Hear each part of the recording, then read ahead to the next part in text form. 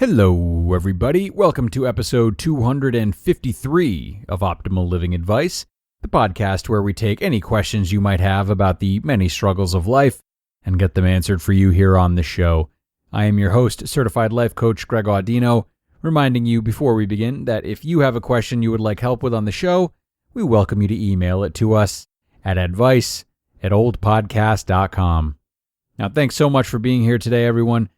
We've got a question that touches upon something I don't believe we've addressed before, that being addiction. Obviously, look, overcoming addiction requires a bit more than just submitting to an advice column.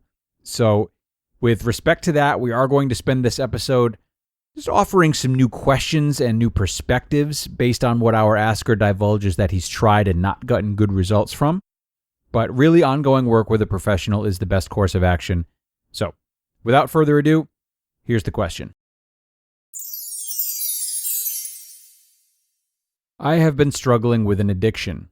I'll keep what I'm addicted to private for my sake, but I will say that I've clearly identified that it negatively affects my life. Instead of focusing on the negative consequences, I try to focus on how much better my life could be if I avoided my addiction. I give myself prizes when I avoid my addiction, but over the last couple of years, I really haven't made much progress. All right, thanks a lot, Asker. Thanks a lot for coming here and asking this today. Obviously, again, addiction is very serious, and I should say that I am not an addiction specialist by any means, but I do have some ideas for you based on how you phrase this question. Maybe some of them will be helpful. I guess there are two pillars of addiction, right? So one, which is easier to focus on as an addict, trying to recover, would be the easily identifiable parts of addiction. So whatever it is that you're addicted to, how you partake in it, when you partake in it, with whom you partake in it, basically the who, what, where, and when. Addiction above the surface. But what lurks under the surface, though, that other pillar, that's easy to overlook without the help of counselors or groups like AA. I'm talking about the why. Though genetics play a big part in the mental illnesses many of us suffer from, including addiction, addicts should still try and can often succeed in tracing their addiction back to the solving of a separate problem. Think about the number of reasons someone might develop an addiction to alcohol, for example. You got social anxiety, you have anger issues, a need to fit in. The list goes on and on. So, while we can't downplay the power of genetics, if they are indeed a part of your equation, and I'm not an expert in genetics either, mind you, you can at least try to think about what it is that you rely on addiction to accomplish. Because if you return to your addiction for the same reason, at the same time, in the same setting, etc., then it's going to be crucial to address that commonality as a separate issue. An issue that your addiction is really just an agent for, thus not making addiction the primary problem. But it is still a problem nonetheless, and though I think it's important for you to investigate what may be underneath, today we can focus on here is more the first pillar of addiction, that who, what, where, and when.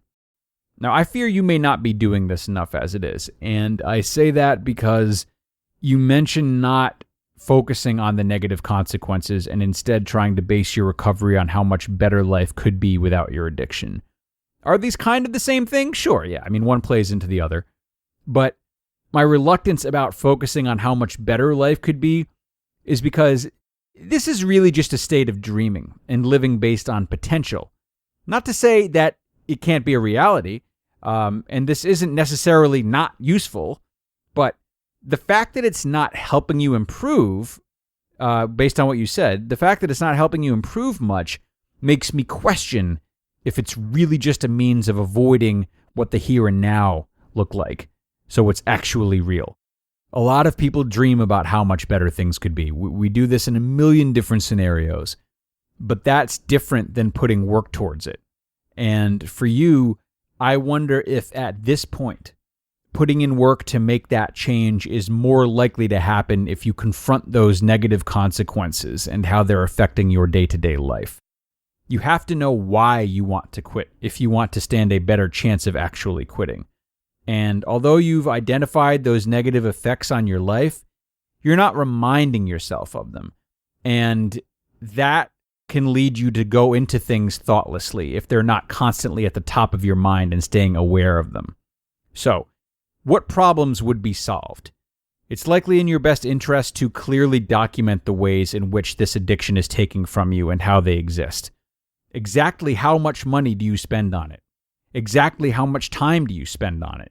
Exactly what triggers you to indulge, and how can those triggers be removed and addressed? In what ways has it negatively impacted your relationships? In what ways has it affected your health, your concentration, or your memory? Depending on what type of addiction this is, it could easily be draining you in all of these areas of life and more. You're reasonable for acknowledging this as you have. That's good. But to be driven to change, you need to regularly remind yourself of this and create specific, and if you can, measurable answers about how this addiction is taking away from you and what that looks like each day.